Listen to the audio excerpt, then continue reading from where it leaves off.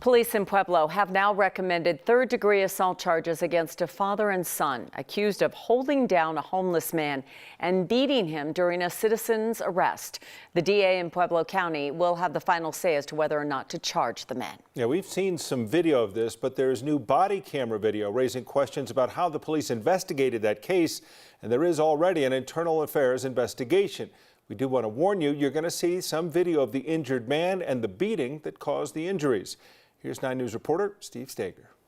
Stand up. It's not about what you see and hear in this body camera video. Put up in your face, all right? I got punched. It's about what you don't see and hear. I don't know what I want. That's Alex Montoya in police custody there. On this day, September 14th of last year, Montoya, who's homeless, was accused of punching a teacher at a nearby elementary school. My wife is a school teacher over there at Parkview. I'm also a part-time guy at the sheriff's office. Okay. This is her husband, Doug Cullison. He's a law enforcement guy, you can tell. So let me get in front of your body camera so you can get that. Doug tells the officer he found Montoya after the school sent him a picture of him, followed him here, and restrained him until police could get there. Do you know how he got the blood up? Was that already on there?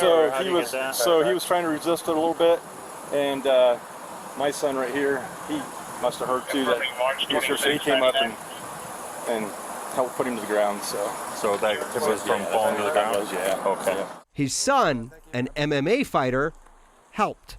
In the process, taking him to the ground, he said he landed on his face. He's got like a swollen cheek and blood on his mouth. He says that happened from that. He works part-time at DSO. He's a medic over there. The cops on scene bought Doug and his son Nate Cullison's story, even though the evidence showed something very different. He has a bunch of lumps on his head. That's why someone just ran and kicked him. And, people calling 911 were telling dispatchers a different story. I need someone here as soon as possible, please. He's getting beat like very hard. I need someone here. And the surveillance video, it shows that this was much more than what Doug Cullison described. Starting to turn over, starting to get up, and I didn't see it pull up, but he obviously pulled up and then helped. The business owner sent the surveillance video to Pueblo police days after this happened, but they say they couldn't get the video to work and never followed up. Until now, when that video went viral.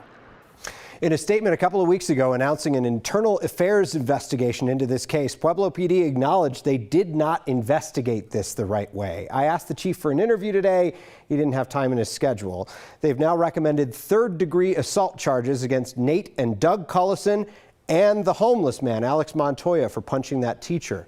Initially, he was given a municipal ticket for battery and then released on scene, taken to the hospital for his injuries. Tom. So this is about two investigations, really. The on-scene investigation, asking witnesses what they saw, and then the subsequent investigation, meaning finding, seeing the video. About 5 days later, the business owner actually sent links to YouTube videos where those surveillance videos existed, sent them to one of the officers who was on scene that day. The Pueblo Police claims that the officer couldn't get the links to work, but didn't follow up with the people who sent him the video to go get a physical copy or actually see it on their computer. So they didn't follow up on the investigation, didn't find out about this video until last month when that video went viral and people started asking questions. A lot of people are following up now, including you. Thanks, Steve. The Denver Public School Superintendent released the first draft of its safety plan last night. The school board directed the superintendent to come up with a comprehensive safety plan after a shooting injured 2 deans at East High School in March. This proposal calls for independence for middle and high schools to decide whether or not they want armed Denver police officers in schools, and discussions on weapons detection systems. It says schools, not the district, should request safety protocols for incoming students. A parent with the newly created Parent Safety Advocacy Group says he sees some glaring holes in this proposal. Paul Ballinger says it does not address a school's ability to pull a student out of class if they've committed a gun crime. He also worries about the current procedures that task DPS staff with patting down students. I don't think anyone at school should have to do pat downs for potentially armed people. I think that's a recipe for disaster. The finalized plan won't be released until June 23rd. In the meantime, there are several scheduled opportunities for feedback from the community. Well, here along the Front Range, May continues to provide those beautiful room temperature afternoons. Just about 70 degrees right now. Taking a look at the skyline. There is some cloud cover, though. Kathy's with us talking about what is in our near-range forecast. Not bad for the first full week of May, right? No. Our wettest month on average. We look for about 2 inches of rain typically. And this pattern with morning sun, afternoon cloud cover is generating a few showers here and there. We so far remain dry in Denver as we're getting that evening drive underway. In the high country, it's snow. That's right, still winter in the mountains with snow showers over some of the higher peaks. We have 70 in Denver, 72 in Lamar, 68 in Fort Collins, and 74 currently in the Greeley area. A high and mid-level cloud band is coming up from the southwest underneath the ridge, which is sitting right over the top of Colorado. We're in between two areas of low pressure, one near Cincinnati, the other off the coast of California. And so with kind of the southerly flow, the moisture coming underneath the ridge and the heating of the day, we're seeing a couple of hit and miss showers above 9,000 feet. It's mixed with snow. Nothing severe, thank goodness, but a little bit of thunder and lightning along the Front Range foothills in central Jefferson County. And the storms are tracking from the south to the north. And it's possible we'll have an isolated shower here during the drive this evening, but the heavy rain may focus in northwestern Colorado, where a flood watch remains in effect for the Yampa River and areas surrounding Steamboat Springs right into the upcoming weekend. Winds out of the east and southeast have helped to increase the humidity for lower levels. And so we're seeing a couple of these storms make it off the foothills and crossing the I-25 corridor. But there's a short window for us to actually see rain from those clouds. And then we're headed into what will be the warmest day of the week tomorrow. Comfortable temperatures this evening and mostly cloudy skies. And coming up in Maine weather, pretty mild for the first week of May. But tomorrow, some areas will see 80 degrees. We'll talk about our best chance, I think, for showers and thunderstorms this week, you guys. There's one day this week I'm focused on. We'll talk all about it in just a bit. Love looking at our weather one when day. It's like this, but it's also that first week of May. We have to get a look at the Louisville forecast for that first Saturday in May and the Derby Day coming up. The Derby. And Mother's Day, Tom, don't forget. It's coming up. It's another little ways. He always talks He's about already Father's Day. asking about Father's Day. Let's just not. We got all the holidays. I always say Mother's Day is a terrific warm-up for Father's Day. It's see? We'll work like an appetizer? An appetizer before the entree? Something like that. Something like that. All right, Kathy, we'll see you again in just a few minutes. Back to the news, and a teenage inmate who briefly escaped from a dentist appointment by stabbing a guard pleaded guilty yesterday. Juan Oseguera was being housed at the Platte Valley Youth Services Center in Greeley last year.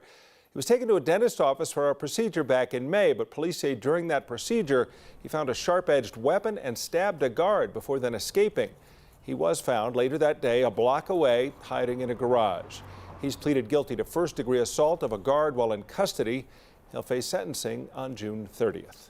The U.S. Department of Agriculture Secretary is making another visit to Colorado this week. Tom Vilsack will visit Durango on Thursday for a wildfire discussion where the USDA says he'll announce a major investment to expand natural and other wildfire barriers in Colorado. And then on Saturday, he'll deliver the keynote address at Fort Lewis College's commencement. Vilsack has had several stops in Colorado as of late. He stopped at a school in Weld County in March and joined President Biden for the designation of Camp Hale as a national monument in October. Pay attention and be careful when you're driving around Denver. The city officially reducing the default limit for local streets, the speed limit, down from 25 to 20 miles an hour. So that rule applies to Denver's local streets, primarily roads that aren't marked, the ones that go through residential blocks. So if a speed limit is not posted, 20 miles an hour will be the imposed speed limit. City Councilman Paul Cashman says with more kids and parents out on the road, they want drivers to slow down.